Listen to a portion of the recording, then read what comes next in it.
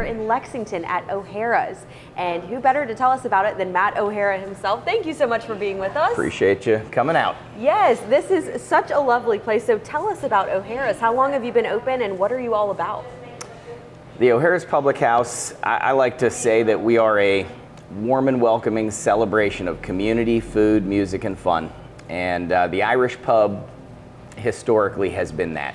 It's a place where the people of the community come together and do their living, you know, celebrating milestones in their lives, capping off a Friday night thing. And we are so blessed that the town has received us well and made us their local. So that's kind of what we do, is we're here for the people to come together and enjoy doing all the things that they do. Interesting that you've got kind of a couple different atmospheres here, because this is a really big space.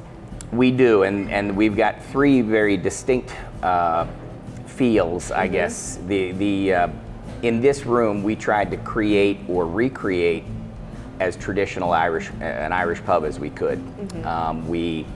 I mentioned that we got to go to Ireland, look at how they do what they do, and try to bring a real authentic Irish pub feel to downtown Lexington. But we also have, and again, it is a very traditional thing in the Irish pubs. You'll find a dining room that doesn't feel like you're sitting in the bar. And here we've got, in the dining room here at the pub, I wanted to create a place where the young families of Lexington would have a place where they can feel good bringing their kids and enjoy the best of the traditional food that Ireland has to offer, while not feeling like they're bringing their kids into the bar. 3 years ago, we bought what was the Haven Coffee House, and during the time of COVID, we rebranded that O'Hara's Bakery Cafe. And the menu and the offering is built around things that we make from scratch, fresh, in-house every day. We're open 7 days a week, currently doing breakfast. Gonna roll into lunch here shortly, but we do dessert bar, and been doing that since the middle of 2020. So Thursday, Friday, Saturday nights, folks can finish their night with a wonderful made in-house cakes, cobblers, cheesecakes are fantastic.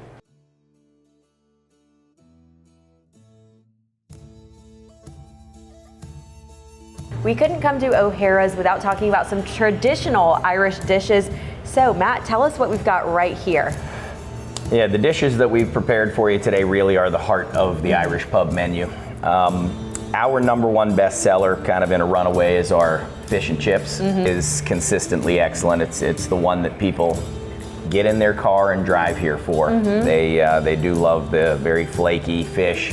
I see why they do that now. Yes, flavor delicious. in that batter, and that's really, when people go to the pub, whether that's an Irish pub, an English pub, fish and chips is really the most popular item that you would find in pub dining. And so we have put great effort into making that a dish that people really enjoy. The house-made tartar sauce is a real important part of that. Yes, very creamy. The capers really bring a great flavor to that. Yes. Okay. Now that you say that, I can. Yeah. That's what takes that dish right up over the top. Yeah. Amazing. Glad that you enjoyed that. Oh, very much so. I will be going back to that one for sure. Now, this right here looks like corned beef to me. Am I right? It is. This is really the traditional Irish American meal of St. Patrick's Day. Okay. Every day we roast corned beef. It's 8 or 9 hours at 250, so it's a very long and slow process that renders that down into just a fantastically tender cut of meat that is just so rich in flavor. So this one over here looks like a stew. Is this the Guinness? This is our Guinness braised sirloin. Okay. It's just our Guinness stew. The dish is just a really great comfort food. Yes. You're talking about again, sirloin with potatoes and carrots and celery and onion, and it's carried in a traditional Irish stew. Yes, and something that is good for me year round, anytime, no matter the weather. Shepherd's pie is it's not the sexiest dish on the menu, but it is absolutely maybe our delicious. third or fourth bestseller. Yeah, it's great every time. You can see the steam. The potatoes do a great job of holding that heat in the dish. Yes. And releases as people get to it and remove the potato from the rest of the mix. It's such a traditional Irish dish for many reasons, meat and potatoes, and I think that the history of allowing the cook to repurpose and finish what didn't get finished yesterday. Right. So I love that. Covered it over, gave you a nice way to sneak it in there.